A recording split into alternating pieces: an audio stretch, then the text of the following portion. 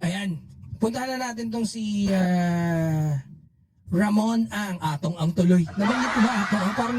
Parang mali, no? Nasabi ko ba? So, mali. I remember he offered that to returning it back sa government. Oo, sinabi niya yan. No, sabi niyo, kung gusto ng gobyerno, pwedeng gobyerno yung pwedeng bilhin ng gobyerno yung Petron. Sa akin, kung sa tingin nila mas magaling silang magpatakbo, in short, you have my 100% cooperation para tulungan ang kababayan natin. Ako dyan ng post, no? Sana i-like nyo. Pagka natripan nyo yung discussion ko ron, i-like nyo na lang. Doon ako nagdi-discuss din ako sa Facebook. Yun yung mga postings natin. Ayan. And eto. So, eto maganda to eh. I do believe. Kaya I'm really hoping na sana maging maganda ang desisyon ng government towards this statement of Ramon Ang. Manang Purple Butterfly. Hey, Manang Purple. You were out a while ago. Totoo ba?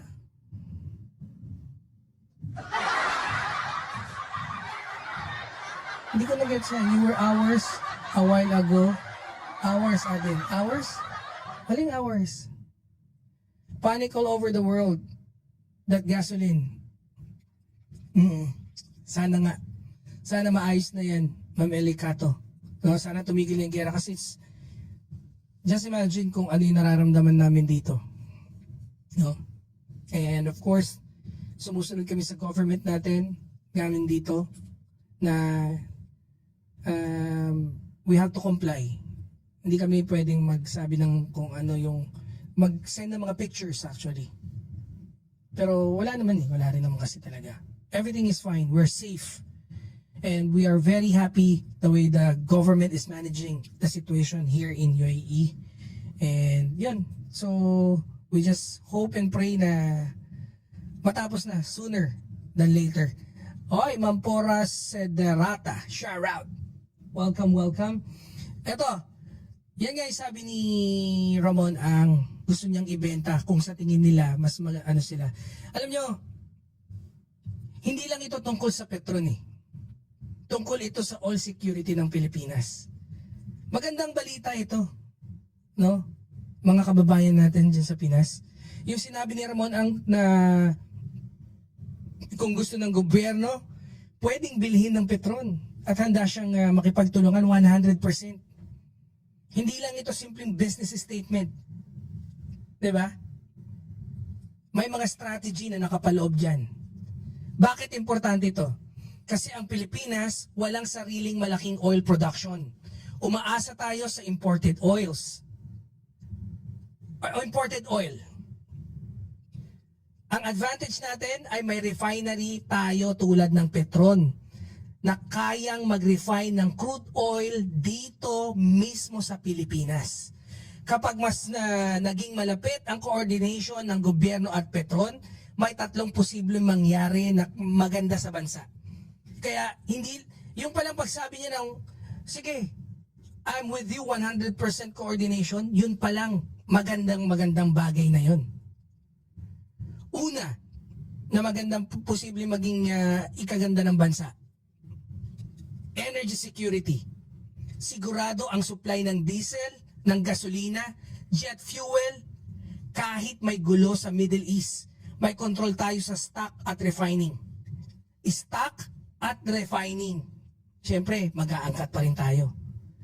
Ang ano lang dyan, kukuha tayo ng hindi pa refined, dito na natin i-refine. So, mas mura. Meron tayong mas leverage. Pag naging atin na, meaning gobyerno na may-ari.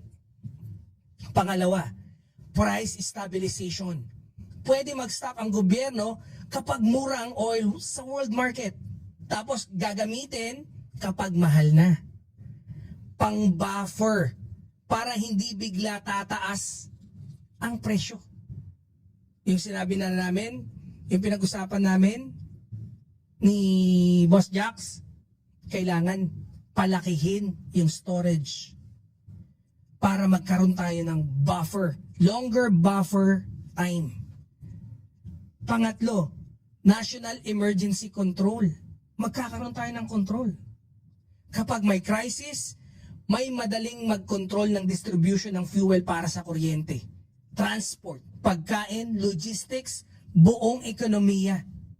Yun yung saklaw niyan. Sa madaling salita, ang usapan dito hindi lang petron, hindi lang negosyo. National energy security ito. At bihira ang isang malaking negosyante na kagaya ni Ramon Ang na magsasabi, government, if you like, I'll coordinate with you 100% para sa bansa.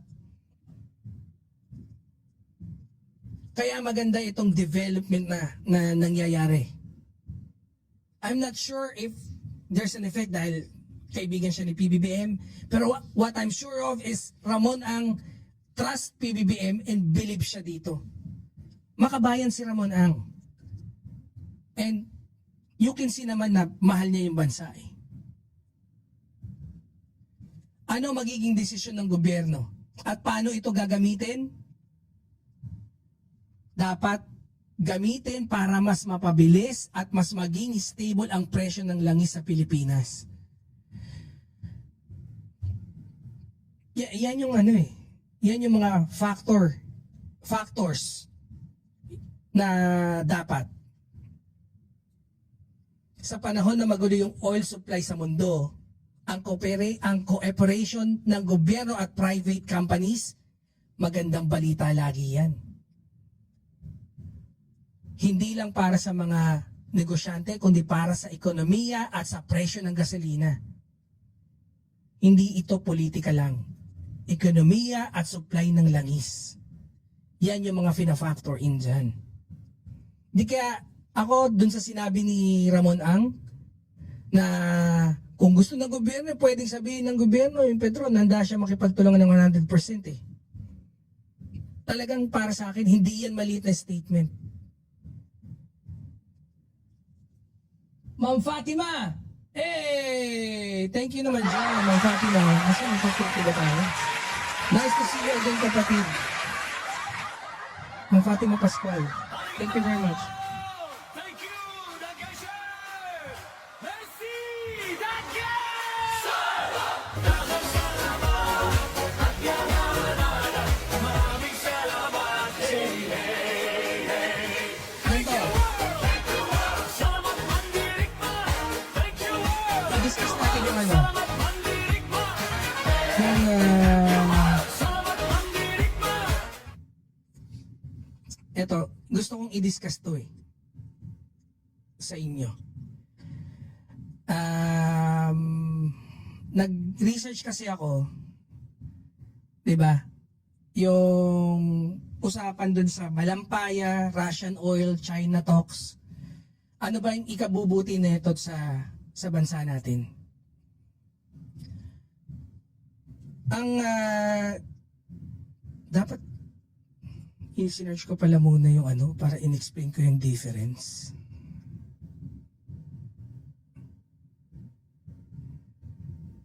Wait lang ah. Hanapin ko yung aking notes.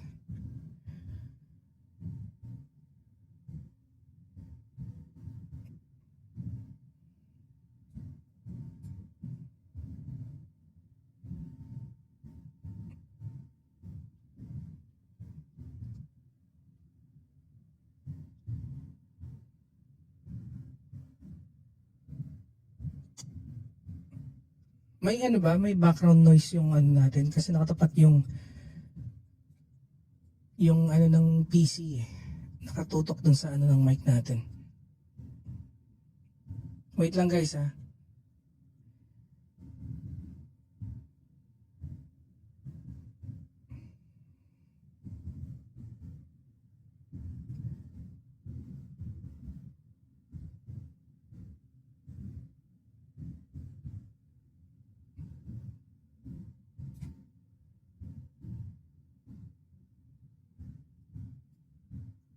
Sige, eto na lang i-discuss natin. Eto. So, yan, ganyan na lang natin. Para okay, no?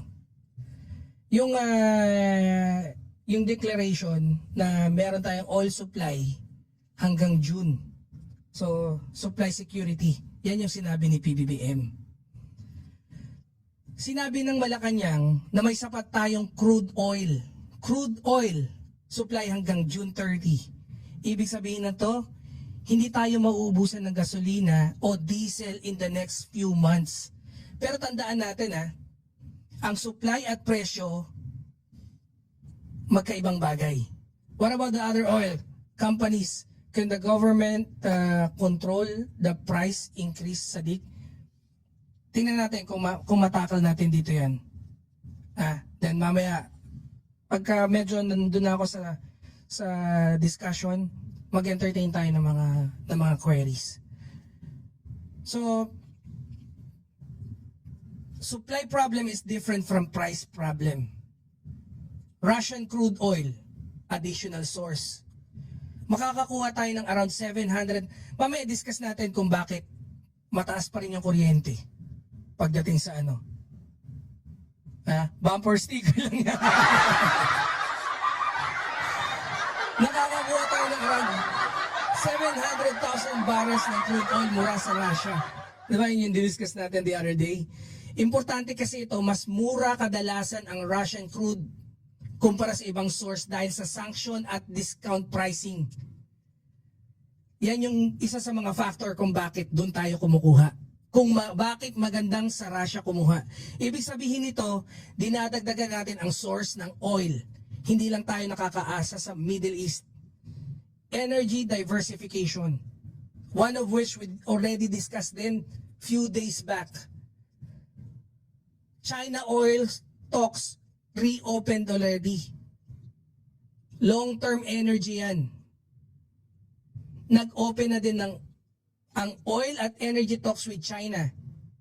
I think it was even discussed by China Embassy or it was mentioned by China Embassy. Hindi ito para bukas may langis agad.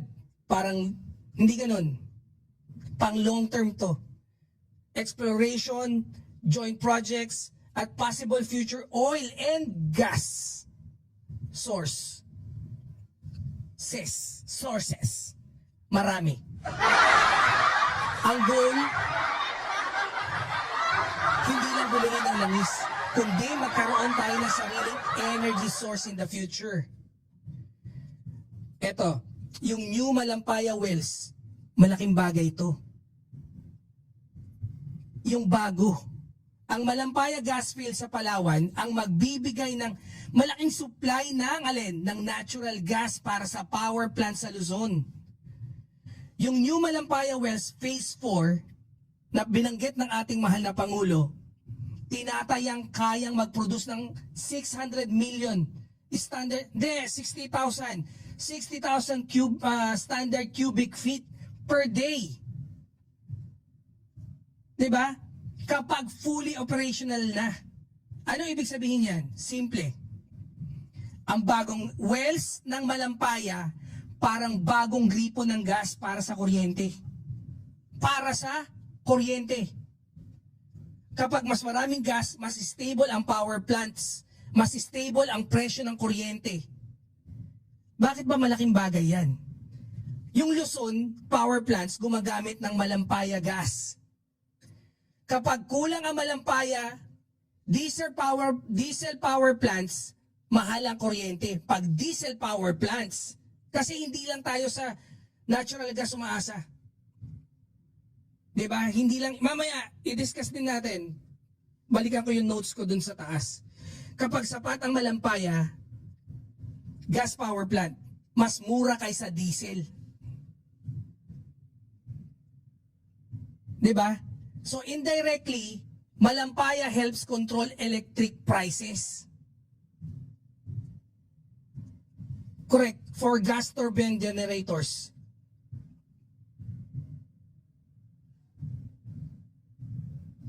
Eto,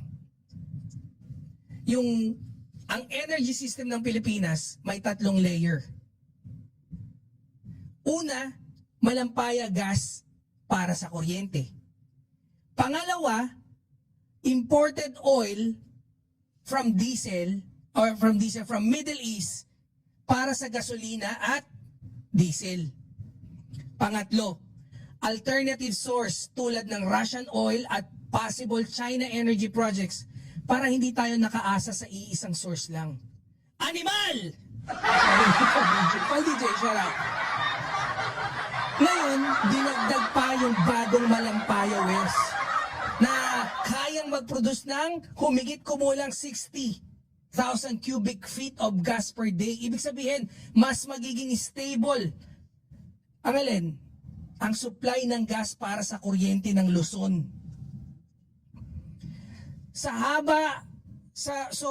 Habang ang gobyerno sinisigurado na may oil supply tayo hanggang June, which is yan yung sinabi, late, yes. I'm sorry. PDB Downs!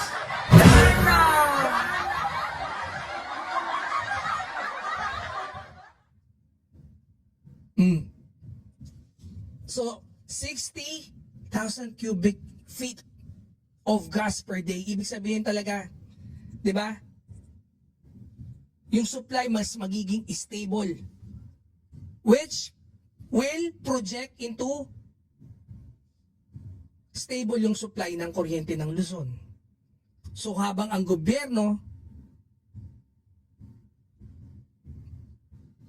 panay ang asikaso, pakikipag-usap dito, kumukuha ng oil sa Russia, nagkakaroon ng discussion about energy talks sa China, sabay din nilang pinapalakas ang Malampaya para sa kuryente.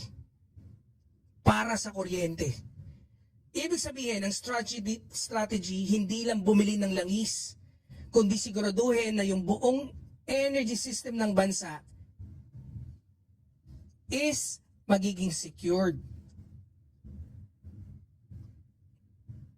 Ang presyo ng langis, problema ng buong mundo. Pero ang supply ng energy, responsibilidad kasi yan ng gobyerno.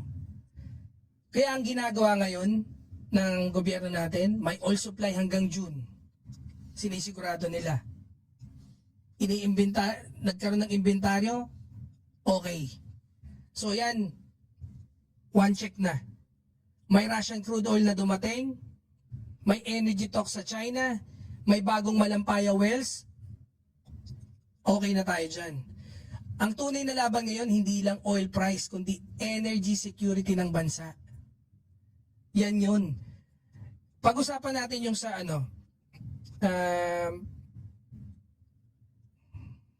asan na ba yung natin?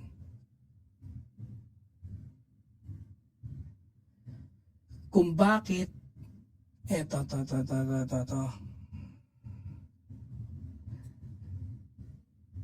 Ano ba talaga yung Malampaya at saan ito ginagamit? Di ba? Ito dati dinidiscuss na to eh. Marami nagdi-discuss. Pero hindi naman hindi masyadong natatakil yung na-research ko rito. So, ano yung Malampaya at saan to ginagamit? Malampaya, natural gas field ng Pilipinas sa Palawan. Hindi ito gasoline station oil. Okay? Iba yan. Hindi ito diesel. Diretso itong ginagamit pang generate ng kuryente. Mga power plant sa Batangas na gumagamit sa yan ang mga gumagamit sa Malampaya. Ilihan Power Plant, Santa Rita, San Lorenzo, Avion, San Gabriel. Yan yung mga yon. Around malaking bahagi ng Luzon, electricity galing lahat sa Malampaya Gas Plant. Malampaya gas, kuryente. Imported oil, gas, diesel, transport, shipping, tsaka tracking. Iba yon. Magkaiba sila pero nagkakaapektuhan pa rin. Ito yung tanong dito pumapasok yung tanong ni Boss Chucks.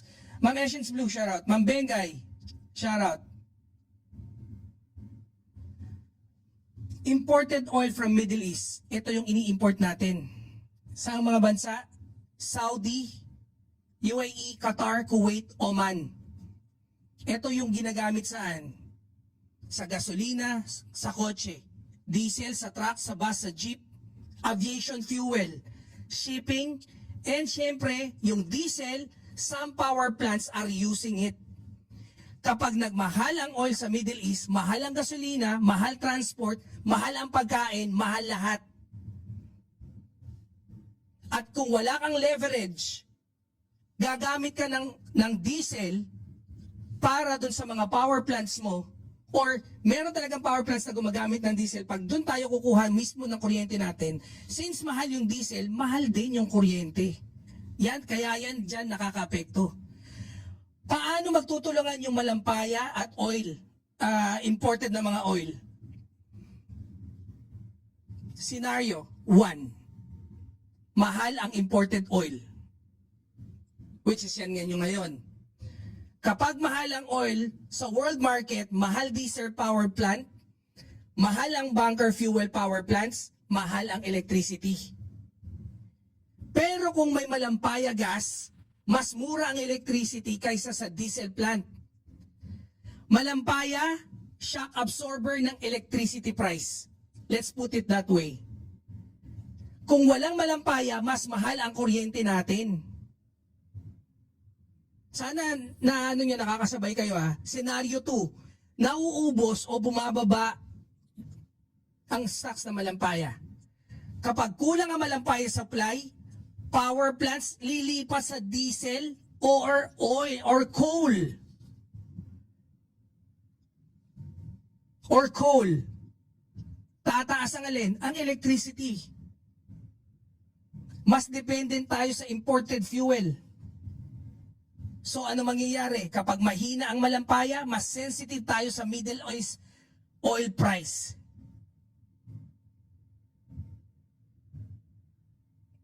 Ang malampaya gas at imported oil, parang dalawang makina ng ekonomiya natin eh. Yung malampaya, para sa kuryente ng Luzon.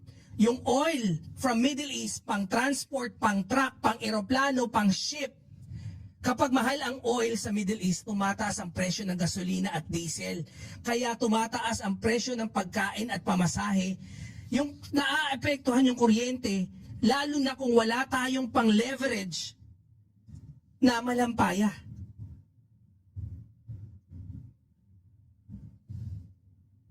Yun. Pero kapag malakas ang malampaya, and which is that is what's happening right now, ang malampaya, kung hindi gaanong tumataas ang kuryente dahil may sarili tayong gas, may pang leverage tayo. 'Di ba? Instead of mas maraming portion ng diesel at coal, meron tayong natural source na galing mismo sa atin. Kung sa atin galing, tayo production cost, mas mura. Ibig sabihin, ang malampaya parang shock absorber talaga ng presyo ng kuryente. Habang ang imported oil naman, siya ay nagdidikta ng presyo ng transport at bilihin. Kaya, importante sila parehas eh. Isa para sa kuryente, isa sa transport at ekonomiya.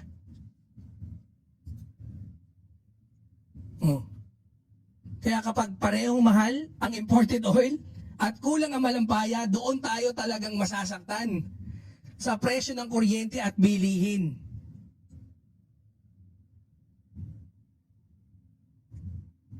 Correct?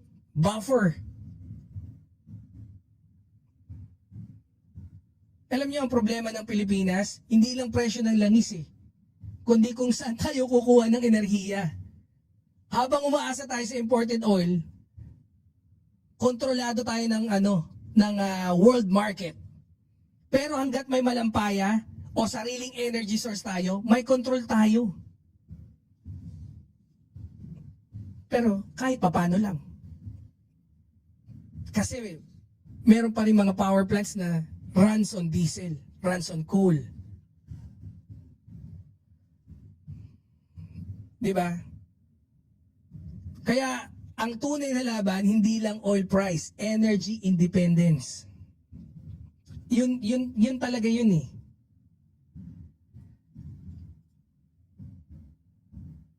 Wait lang, meron akong isa pang gustong i-ano. Bakit mahal pa rin ang kuryente kahit may malampaya? Oh. Malampaya helps, pero hindi lahat ng kuryente galing kasi sa malampaya.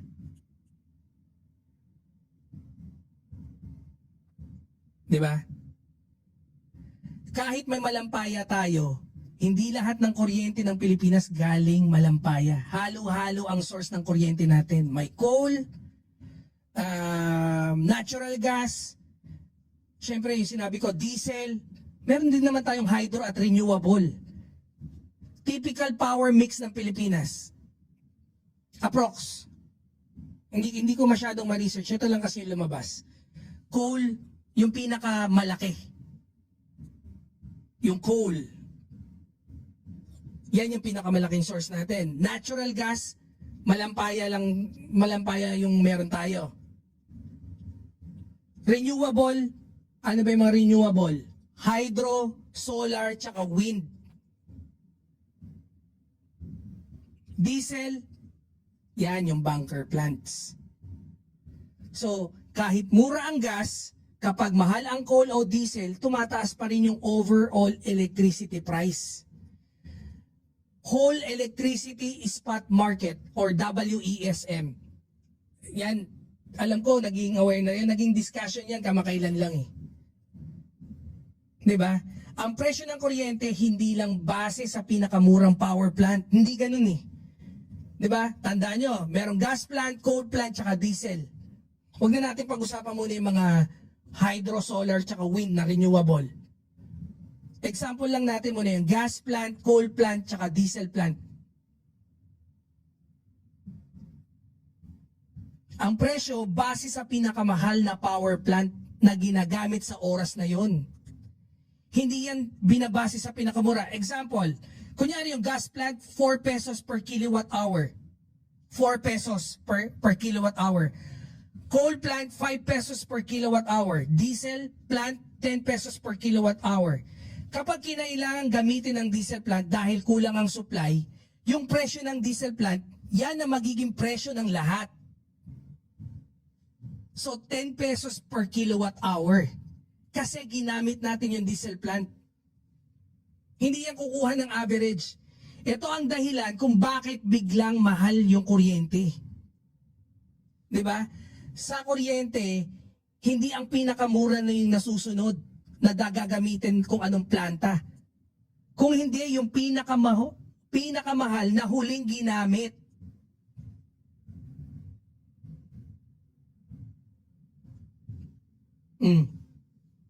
Things to consider pa, transmission at distribution charges.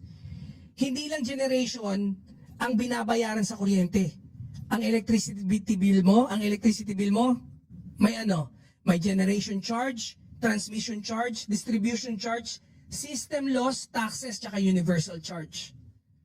So kahit mura yung generation, mura yung pag-generate, kapag mahal ang transmission at distribution, mahal pa rin yung bill. Kaya bakit importante pa rin yung malampaya kahit mahal ang kuryente? Kahit mahal ang kuryente sa Pilipinas, isipin mo kung walang malampaya.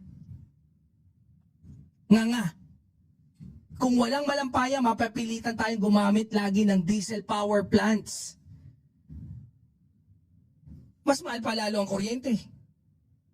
Kasi magiging dependent tayo sa diesel. Kung mahal yung import ng diesel, lalong magmamahal. Ibig sabihin, hindi pinapamura ng malampaya ang kuryente. Pinipigilan lang nito na tumaas pang lalo yung kuryente. Ba't natigil yung natin? Comment section. Dami bang troll dyan? I-close ko na nga lang yung comment section yan. Dito para hindi pumasok sa live stream natin.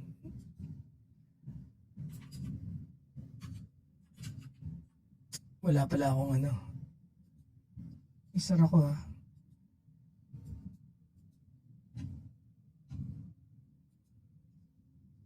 Oh, yan.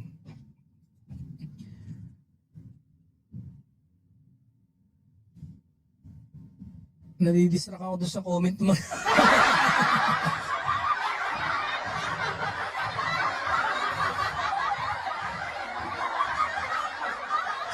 So, dapat na, sana nagigets nyo ha? Ha? Sana nagigets nyo. Yung malampaya, hindi niyan pinapamuri yung kuryente natin. Pero nakakatulong siya para mapigilan na maging mataas pa. Na mas maging lalong mataas. Napipigilan yan. Malampaya does not make electricity cheap, but it prevents electricity from becoming very expensive. DDS supporter ang... Oo nga eh. DDS utang lupa DDS tanga-tanga DDS utang lupa DDS tanga-tanga Naturot na ako mag-discuss dito. Bucha, puro kabobohan pa mga pinagsasabi. Oh. Kaya, eto kung tingin mo, ang energy strategy ng bansa ngayon ay maraming bahagi, tama ka. May malampaya para sa kuryente. May imported oil para saan? Sa transport. May Russian crude oil para additional source. May oil supply secured hanggang June. At may China energy talks para sa future exploration. Ano ibig sabihin yan? Nasabi ko na kanina. Hindi lang presyo ng gasolina ang iniisip ng gobyerno, kundi buong energy system ng bansa. Mula kuryente, hanggang fuel, hanggang pagkain, at lahat. At ginagawa talaga ng pamahalaan lahat ng kanilang makakaya para ma-survive natin to. And kami mga vloggers, we're doing our share para ma-educate. Hindi lang kayo, tayo. Kasi while I'm doing this research, natututo din ako eh. Kaya lang, kung nag-i-effort ako ng ganito, tapos makakabilis yung mga tanga-tanga. Sabagay, hindi naman kayo yung target ko eh. Yung mga tropa namin dito. Naghahasa kami ng issue habang nagtatawanan. Alam niyo, ang bansa na walang energy security, walang economic security. Dahil ang presyo ng kuryente, presyo ng gasolina, presyo ng diesel, yan ang nagdidikta ng presyo ng pagkain, pamasahe, negosyo, at ng trabaho. Kaya ang energy, hindi lang usapang langis. Usapang ekonomiya, politika at kinabukasan ng bansa. I thank you.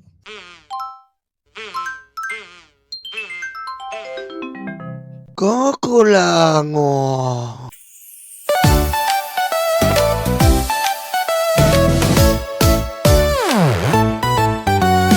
Tanggap, tanggap, luga, yuga, DDS, DDS. Dating nyo ay karton, dating nyo ay karton. Duterte, Duterte. Tanggap, tanggap, luga, yuga, DDS, DDS. Dating nyo ay karton, dating nyo ay karton. Duterte, Duterte. Ayan na sila, ayan na sila. Maliit na peke, maliit na peke.